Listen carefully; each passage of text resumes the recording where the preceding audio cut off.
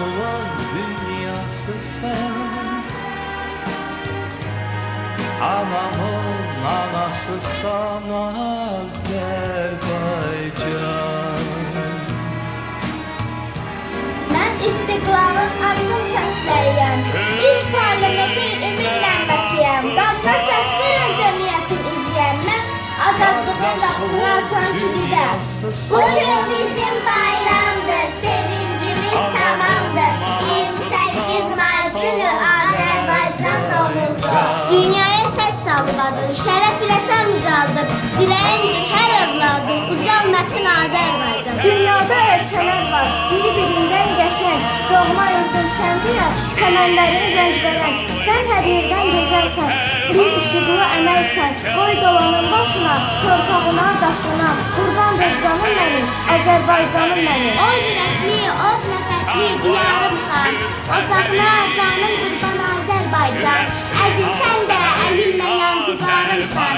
Bıçağına canım qurban Azərbaycan.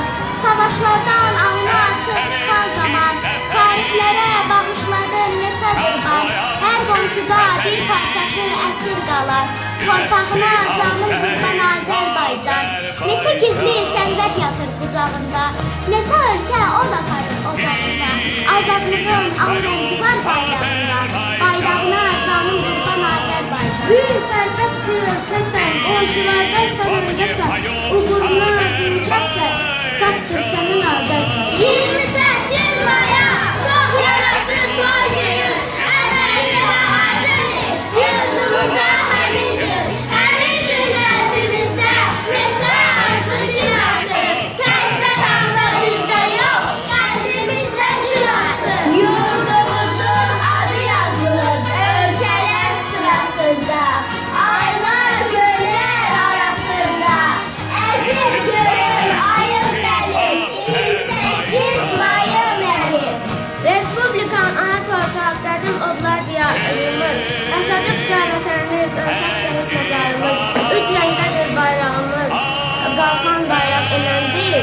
Mərd oğullarda ayaqda, öz andından diləndir. Ay ulduzlu bayrağım, dalğalanır hər daim.